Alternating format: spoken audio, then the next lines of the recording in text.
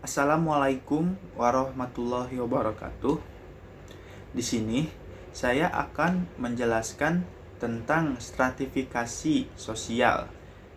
Apa sih itu stratifikasi sosial? Jadi, stratifikasi sosial adalah proses di mana individu dan kelompok-kelompok dalam masyarakat ditempatkan dalam lapisan-lapisan atau tingkatan-tingkatan yang berbeda berdasarkan pada faktor-faktor tertentu seperti kekayaan, status, kekuasaan, dan akses terhadap sumber daya. Ini menciptakan hierarki sosial yang mempengaruhi kehidupan dan peluang individu dalam masyarakat. Terus juga ada seperti komponen stratifikasi sosial. Nah, yang pertama itu ada kelas sosial.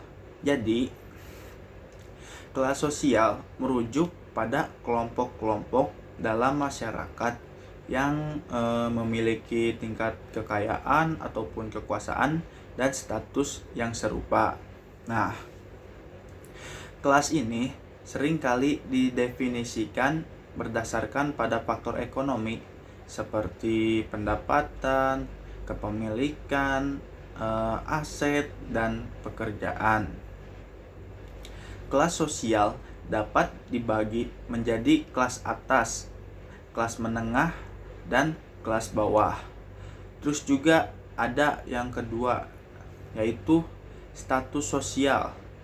Nah, status sosial ini mengacu pada posisi seseorang dalam masyarakat yang diberikan berdasarkan pada atribut-atribut tertentu seperti pendidikan, pekerjaan, atau keturunan. Status sosial dapat menjadi sumber kehormatan dan hak-hak tertentu. Nah, serta mempengaruhi interaksi dan hubungan antar individu dalam bermasyarakat. Terus ada yang ketiga, yaitu kekuasaan. Kekuasaan adalah kemampuan seseorang atau kelompok untuk mempengaruhi perilaku dan keputusan orang lain.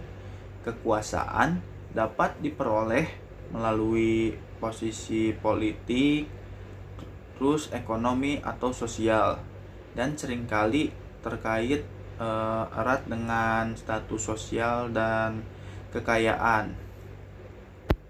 Faktor-faktor yang mempengaruhi stratifikasi sosial. Yang pertama, ekonomi. Nah, kekayaan, pendapat, dan akses terhadap sumber daya ekonomi memainkan peran penting dalam menentukan posisi seseorang dalam hierarki sosial. 2. Pendidikan.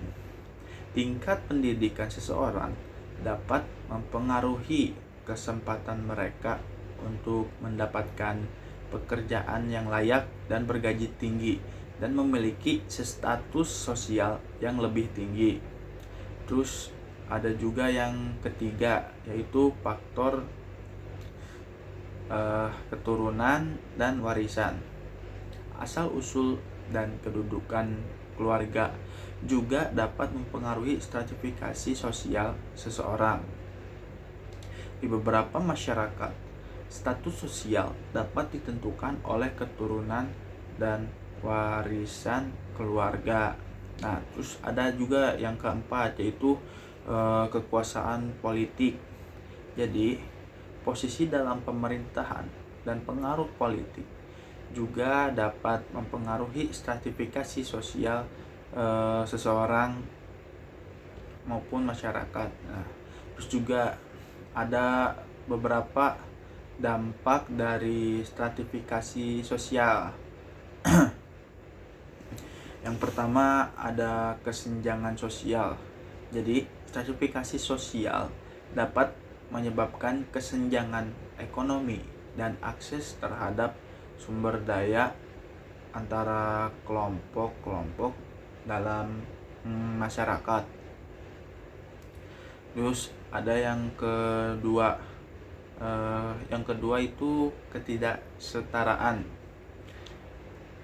Individu dari lapisan yang lebih rendah dalam hierarki sosial, mungkin menghadapi kesulitan dalam mengakses pendidikan, layanan kesehatan, peluang ekonomi, pekerjaan.